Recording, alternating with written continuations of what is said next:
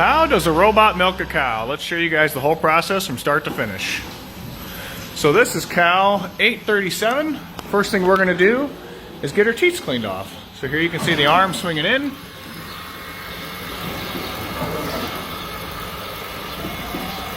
Now her right rear teat actually is a blind quarter. It doesn't give any milk. So we told the computer that.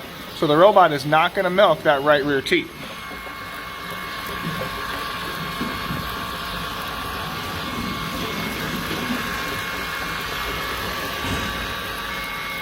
You can see how the brushes move sideways a little bit. The arm moves sideways to clean off the teat ends. We're going to hit each teat one more time.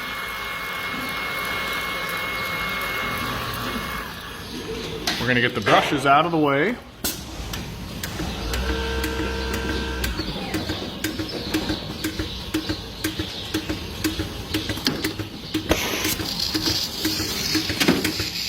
So the laser is scanning for the teats so it can hook up the teat cups.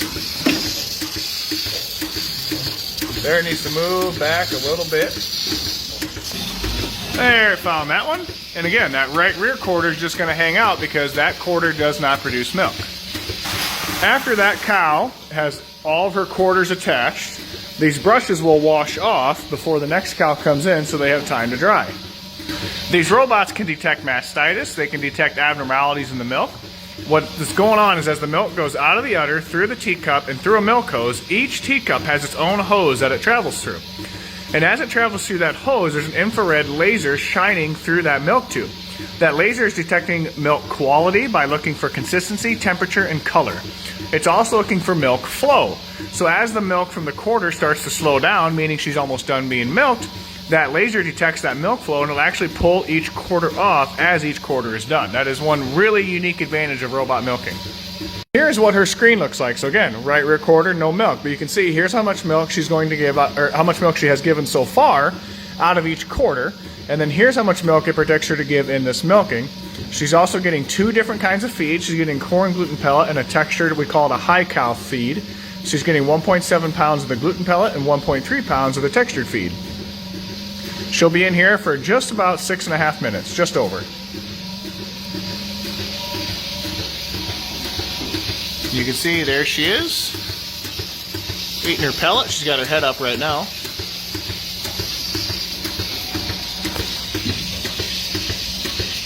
Always enjoyed the sounds of the pulsators.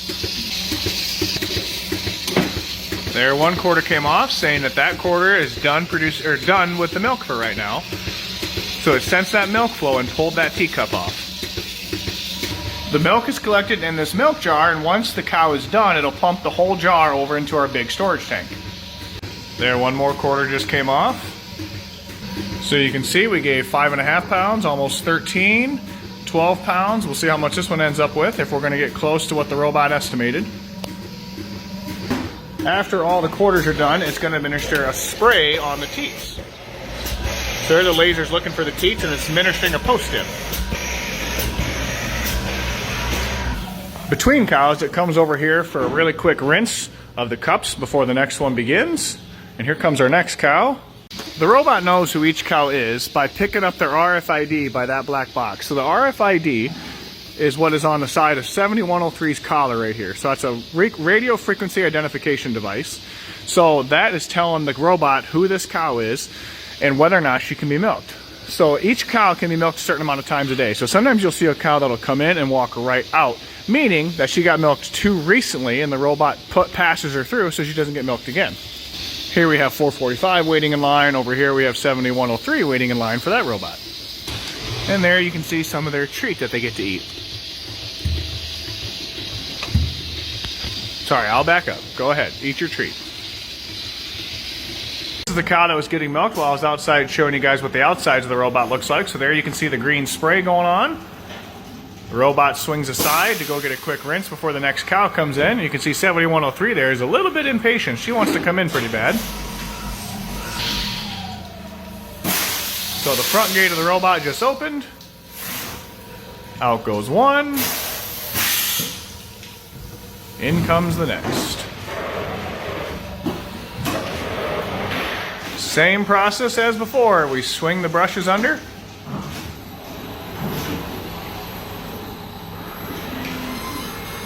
There they go.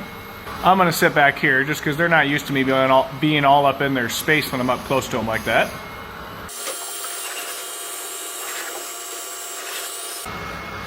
What the brushing also does is help stimulate the release of oxytocin, which means they help let their milk down.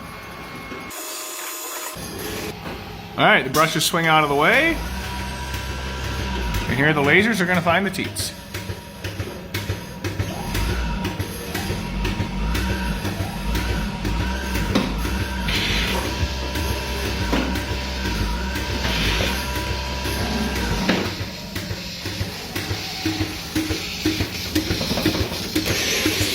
Oh, we almost missed that one, but we got it.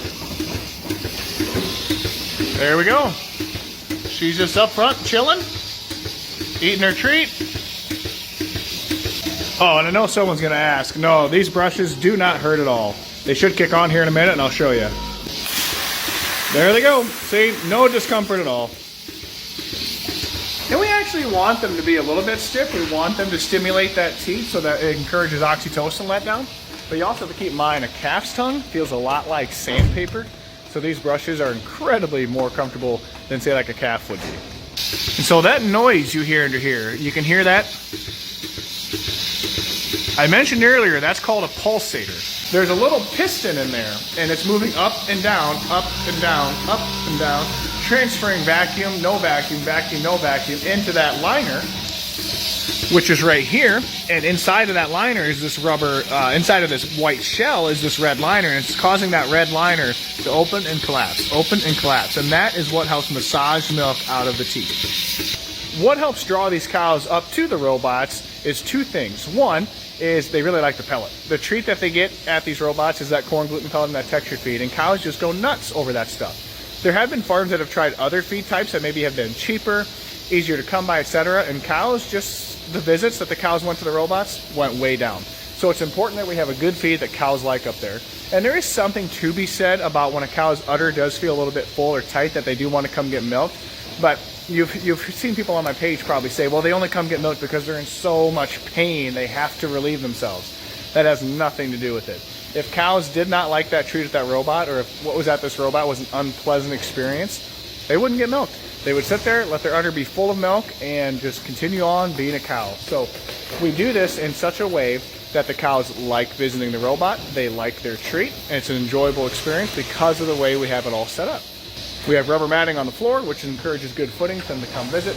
We have a good treat at the robot, which means they enjoy their time in there, and we milk them out in such a way that is gentle, complete, and done quickly. I think that about covers how robots milk cows.